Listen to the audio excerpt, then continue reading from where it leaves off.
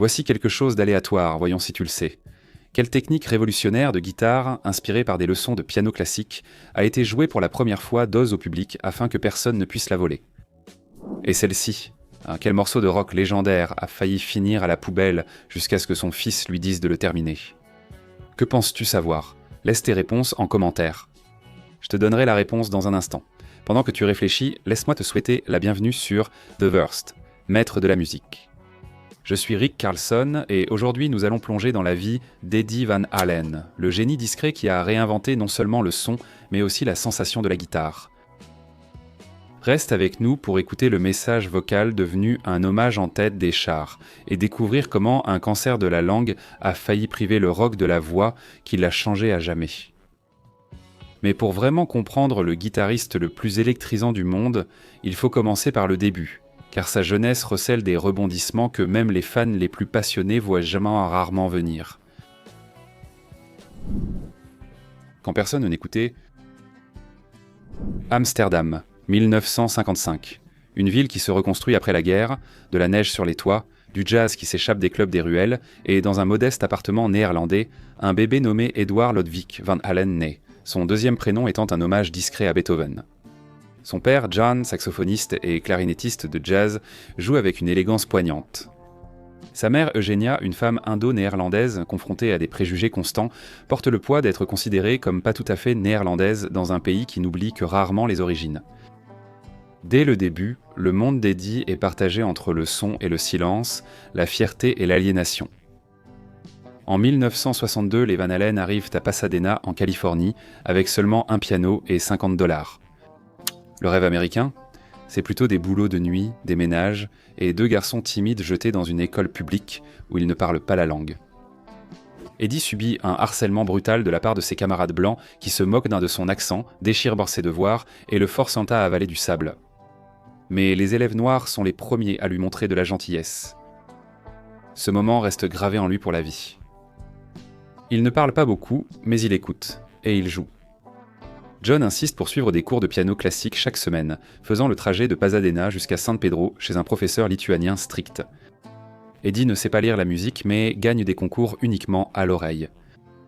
3 années de suite, ses doigts glissent sur Bach et Mozart avec une dextérité incroyable.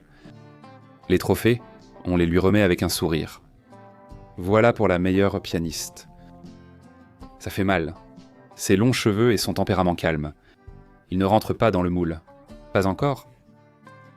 Voilà ce que nous entendions par un mouvement qui a révolutionné la musique. La future signature d'Eddie, le solo en tapping à 2 mains, est née ici même. Pas d'une guitare, mais d'un banc de piano. Les choses sont aussi difficiles à la maison. Eugenia le traite de bon à rien, parfois elle enferme sa guitare. Jean, toujours romantique et perdu, lui offre une cigarette et une gorgée de vodka avant son premier concert avec le groupe pour l'apaiser. Il a 10 ans. Eddie joue jusqu'à ce que ses doigts saignent. Eddie amène parfois sa guitare dans la salle de bain pour continuer à jouer. À 15 ans, il bricole des amplis avec des pièces récupérées et dort avec sa guitare contre sa poitrine. Puis vient le moment. Eddie joue de la batterie jusqu'à ce qu'Alec ait les ongles en lambeaux.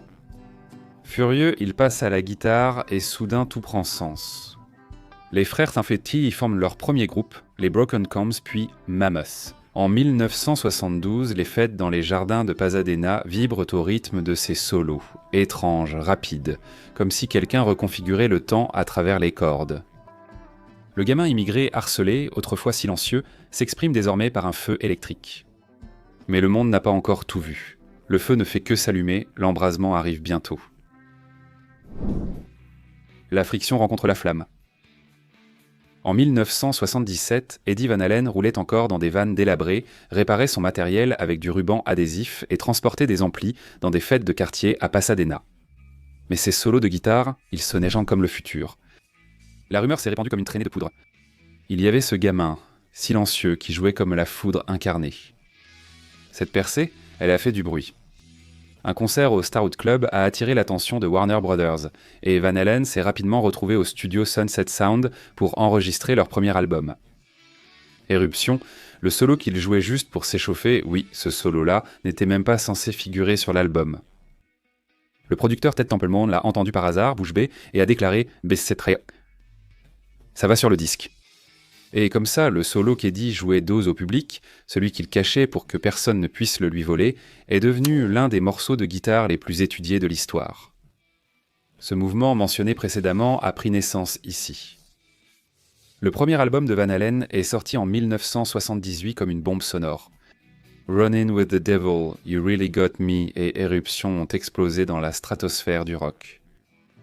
Eddie n'était plus seulement un guitariste, il était devenu un langage. Tous les jeunes guitaristes recherchaient désormais le Brown Sound, sans même comprendre sa signification, seulement qu'ils le ressentaient en eux. Pendant que le groupe faisait la fête, Eddie restait à part. Dans les chambres d'hôtel, il évitait les clubs, branchait son matériel et bricolait des circuits. Il portait des jeans usés, des baskets et souvent la même chemise plusieurs jours d'affilée. La célébrité ne l'a pas frappé comme une montée d'adrénaline, mais l'a plutôt enveloppé comme un brouillard. Valérie Bertinelli, la chouchoute de la télévision américaine, l'a rencontré en coulisses en 1978. Elle s'attendait à un type déchaîné, mais elle a découvert un génie discret, plus enthousiaste à l'idée de lui montrer ses micros de guitare que d'échanger des phrases de drague. Quand le groupe a eu son premier bus de tournée, Eddie n'a pas amélioré son train de vie, il a amélioré son son. Il a construit sa première Frankenstrat dans le garage, peinte en rouge avec des rayures noires et blanches en zigzag, ressemblant à des peintures de guerre. Son son. Un cri de guerre, et les flammes se propagèrent. En 1984, Jump atteignait la première place. Et les arènes explosaient à chaque concert. Mais autre chose montait aussi, la tension. Rod voulait du clinquant, mais Eddie voulait progresser. Les hurlements ont attiré l'attention mondiale, mais le noyau a commencé à se fissurer, un prix à payer pour ce bruit. Plus fort qu'il ne le voulait. En 1984, Eddie Van Halen n'était pas seulement célèbre, il était partout. Les boucles sur Musique Télévision, les stades à guichets fermés, cette ligne de synthé de Jump retentissant sur les radios de voitures d'un bout à l'autre du pays. C'était leur plus grand succès, et ça a failli déchirer le groupe. Rod détestait les claviers, disait que ce n'était pas du rock. Mais pour Eddie, ce n'était pas une trahison, c'était une évolution. Il en avait assez des attentes, assez que les dieux de la guitare soient enfermés dans une case, alors il a construit sa propre voie de sortie. Le studio 5150, une forteresse sur sa propriété où il pouvait enregistrer sans que personne ne lui dise non. C'était à la fois un studio, un laboratoire et un bunker. À l'intérieur de 5150, Eddie jouait pendant 18 heures d'affilée, souvent pieds nus, entouré de cendriers et de réglages d'amplis griffonnés, portés par les cigarettes, le vin et la quête de quelque chose qui lui appartenait indéniablement. Dehors, les fans voyaient le sourire, les pirouettes, l'assurance. Mais hors scène, il s'effaçait en silence. Même Valérie, sa femme, disait qu'il disparaissait pendant des jours dans ce studio. La pression était partout, sur scène, dans la presse, jusque dans ses propres os. Des années à sauter des amplis avaient ravagé son corps. Il s'est mis à boiter, à se soigner avec plus d'alcool, plus dentalgique.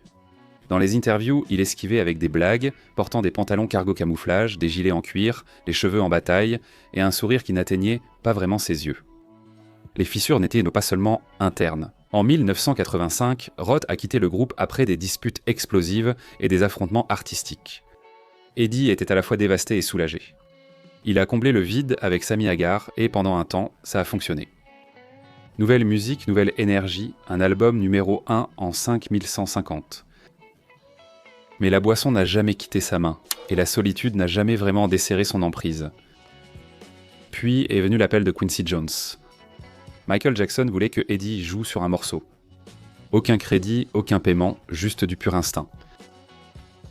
Eddie est entré dans le studio, a réarrangé la chanson sur le chant et a joué un solo qui a stupéfié le monde.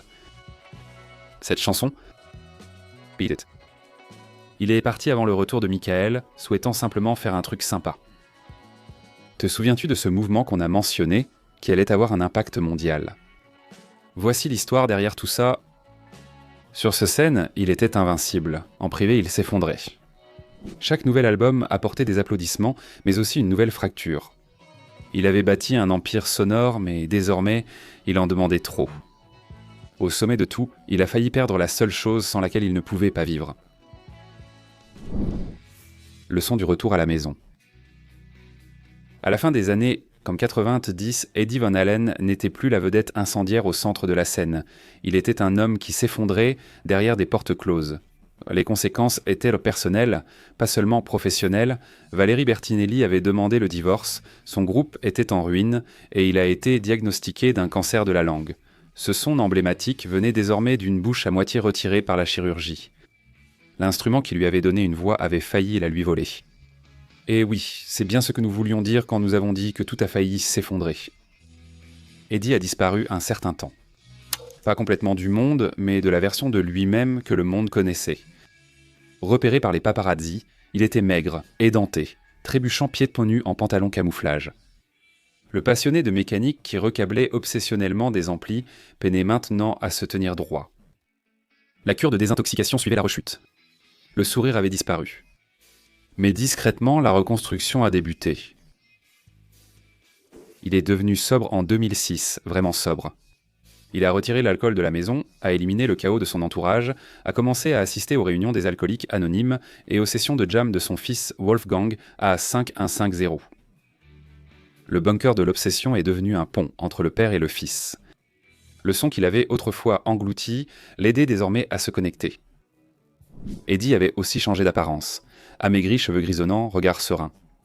Les gilets en cuir et les effets pyrotechniques ont été troqués contre des chemises en flanelle, des tabliers d'atelier et des balades avec ses chiens.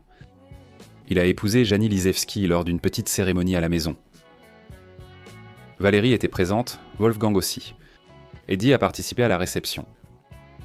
À ce moment-là, c'était de la clarité, pas un retour.